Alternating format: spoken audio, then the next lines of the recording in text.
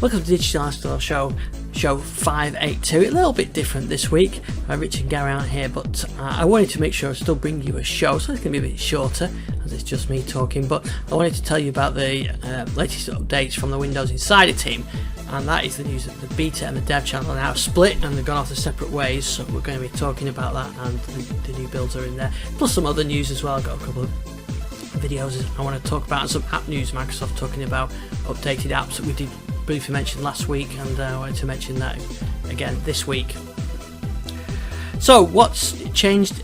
So what we're going to talk about first, let's talk about the builds. So the big change here is we previously, and for the last few months, the dev, and I've got a device on dev and a device on beta. The dev and the beta channels have been getting exactly the same build, so the same updates, same features, everything. Apps are slightly different, but the apps have been pretty much the same. So I just updated apps in the dev channel, but now they have split those off. So what does that mean? Well, it means that 22H2 is the update that's coming out later this year, and it's the first major update to Windows 11, 22 being 2022, second half of 2022.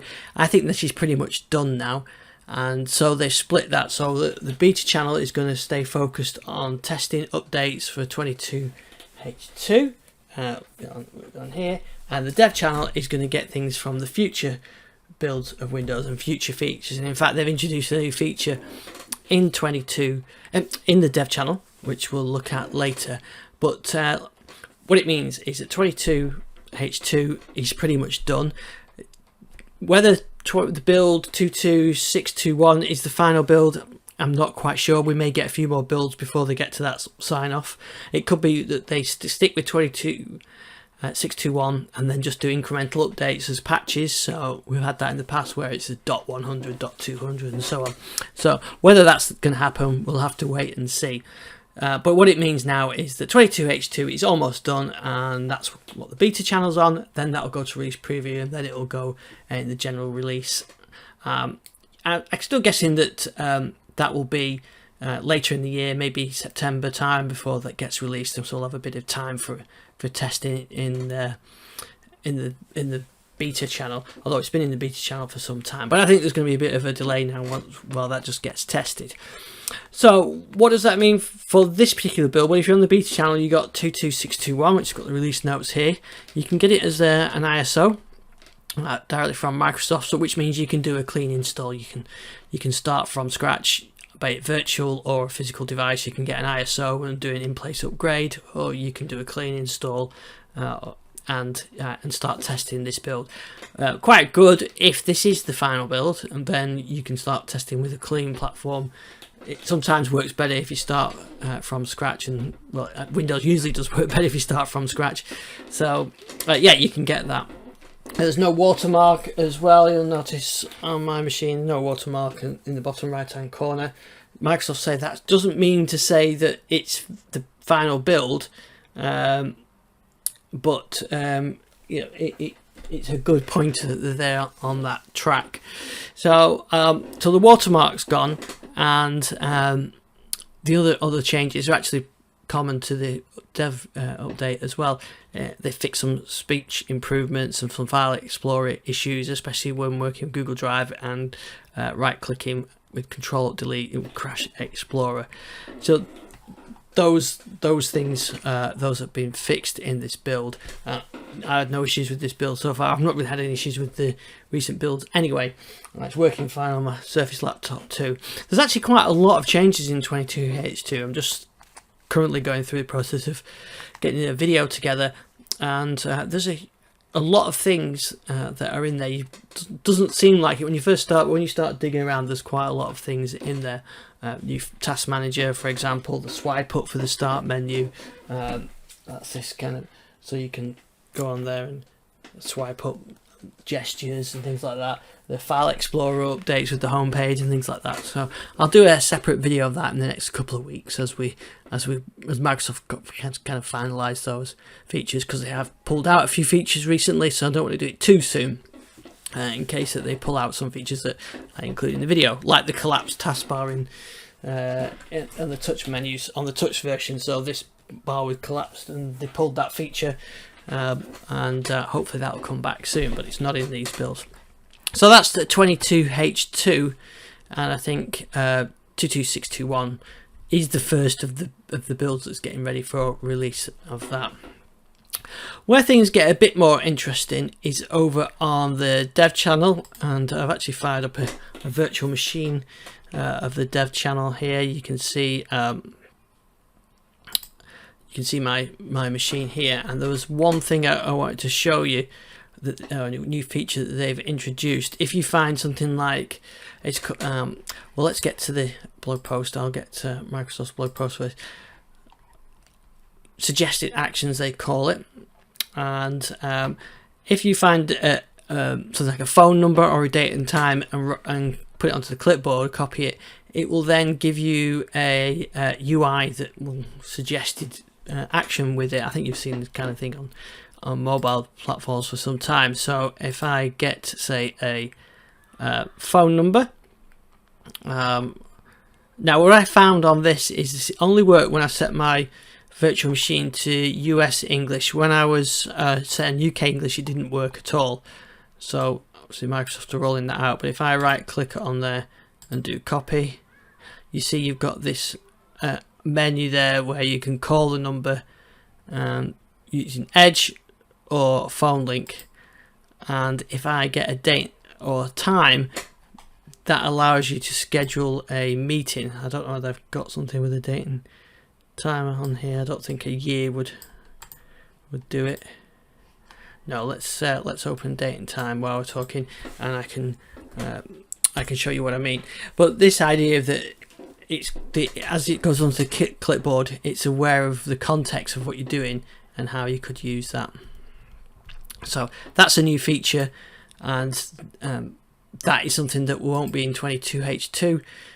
Probably not. It doesn't. Microsoft aren't totally committed. You know, they can add features back in, but I don't think it'll be in 22H2. But it could be in 23H2. So here's some dates. Let's see if we.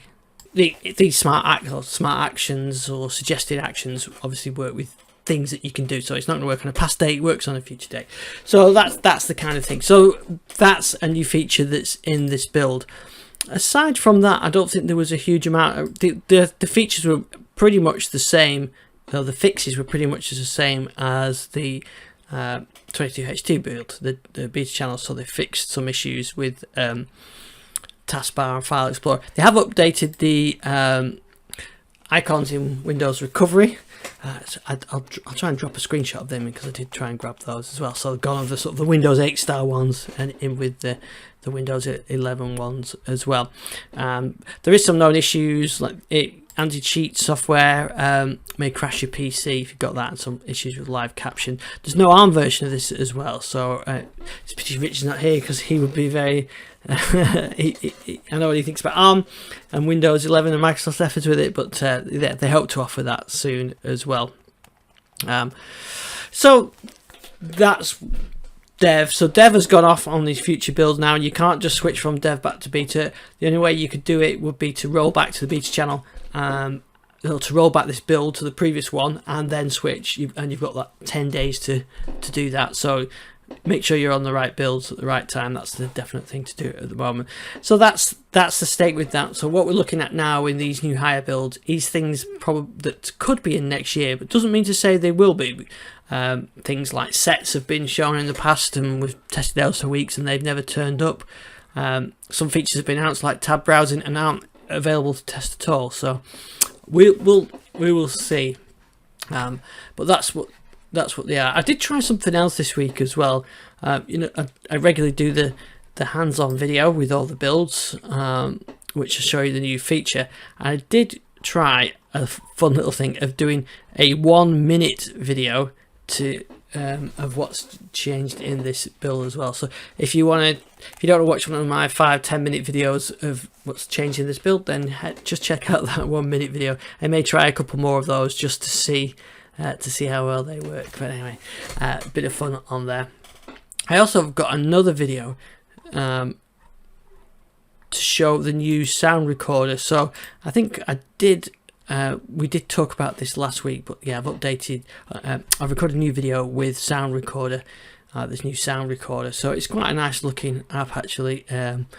It's got the Windows 11 style UI on there, and yeah, you can check that out if you wanted to have a look at that new UI, and a link for that in the show notes.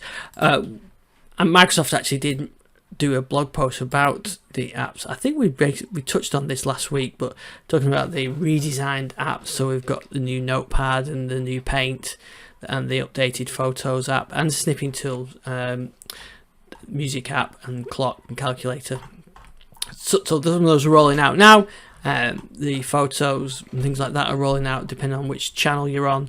The one that's just come out is the new Sound Recorder, which is only available if you're on the dev channel.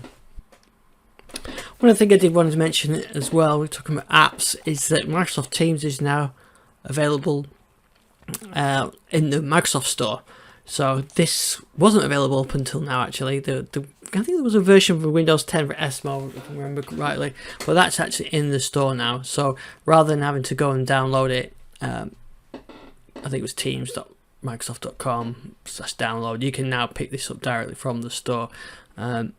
Not sure why it took so long to get that into the store, but I prefer installing through the store because it's easier to uninstall them, get them updated and things like that. But I've currently got about 3 versions of Teams I think installed on here. It doesn't solve all the tenant issues that we have when joining the multi-tenant and switching tenant and things like that, but at least it means that you can get it through the store as well, so that's quite handy. One other thing I did want to mention as well tonight is the new Asus refreshed ZenBooks, which I thought looked quite nice, that I've just seen on the Microsoft blog. So these are the new ones, and I quite like this. So they've got kind of a raised keyboard and a big trackpad, and I think that's the Pro 16. It's got an OLED display on it, and there's a Duo one with 2 displays. So it's got a keyboard and a small display above it, and then you've got the full screen on it as well. So it's kind of got that dual screen, and it's obviously it runs Windows 11. So it's not got a sort of dual screen optimized operating system like we had with the Surface Neo, which never shipped because that was Windows 10X, which we know has been scrapped, and Microsoft focused on Windows 11 now. But things do work better when Windows 11 is better for dual screen devices. It remembers which window your device is. So if I take, I'm using dual monitors now, and I've got things split on different monitors. If you take that back, if I disconnect the monitors and then come back later and reconnect the monitors, things go back to where they were. It remembers that, whereas in Windows 10 they would all reappear. They would be on this single screen of the device you're on. Even if you connect an external monitor, they stay there until you manually drag them over. So Windows 11 is better for that.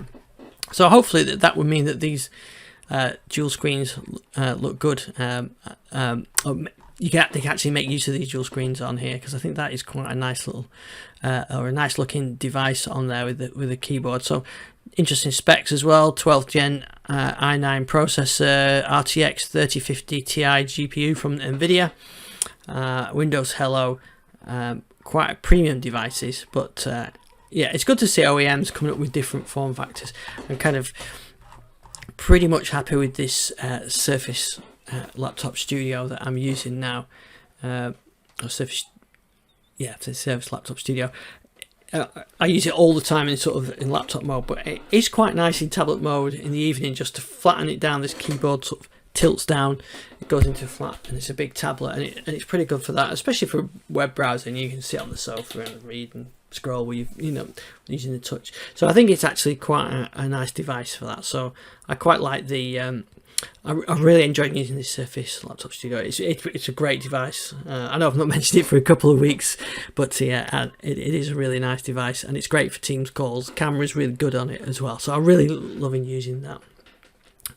There was another thing I do want to mention as well, recorded with my Windows 10 device, I've talked about many times. As I recorded a couple of new tracks of music, and I'm going to play out with one of those tonight that was recorded all on my Acer gaming laptop, which does all my music software using a Korg Mini Log, and all on basically on the Korg with a drum machine, but it's quite a mellow kind of Stranger Things relaxed track that I just wanted to play out with tonight, which I'll do. Still seeing lots of people having issues with the Korg drivers in Windows 11 and Windows 10 as well, so I've got a video how to fix that. So if you have that issue, then make sure you check out that. And like I said on the YouTube channel as well, I've got this 1-minute guide to the new builds and the sound recorder, and I am going to be working on the 22H2 update as well. So that's everything I wanted to talk about this week. Yeah, it's a bit of a shorter show, but I just wanted to make sure I brought you a show anyway. We should be back with Richard and Gary next week for our regular show. You can send me emails to ian@thislifestyle.com, at iSticks on Twitter. We've not done any reader email for some time, so if you've got any emails you want to send over, any topics we think we should be talking, be it home automation, EVs, Windows 11, music technology, whatever it is, just let me know. I think we'll try and include those as well. And like I said, you can follow me on Twitter at iStickson. Make sure you check out our videos on the YouTube channel. Thanks for watching, thanks for listening, we'll see you next week.